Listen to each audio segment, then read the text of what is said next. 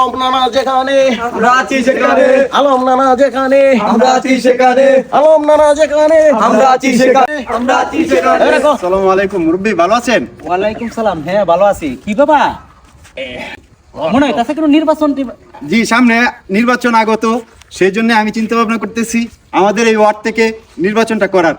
এই যে আমাদের ছোট ভাই বেরোদার সবাই বলতেছে আমাকে নির্বাচনটা করার জন্য। শুনো আলম, তোমারও তো আমি ভালো রকম চিনি, ঠিক আছে? তুমি একজন শিক্ষিত, সুশিক্ষিত, খুব ভালো ব্যক্তি। তুমি তো একজন মানে তোমার সাথে কোনো তুলনা হবে না, ঠিক আছে? তুমি ভালো মানুষ, কিন্তু তোমার মতো শিক্ষিত লোক আসলে নির্বাচন করাটা ঠিক না, বুঝো না?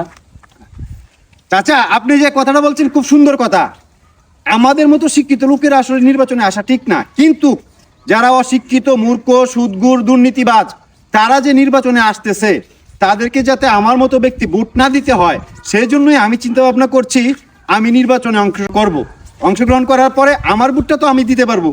বাহ, খুব সুন্দর কথা বলেছো। তাহলে তোমারে আমারও ভোটটা দেওয়া যায়, ঠিক আছে? তুমি নির্বাচন কাজ চালিয়ে যাও, তোমার লাগি না আমার যা করণ উচিত আমি তাই করবো।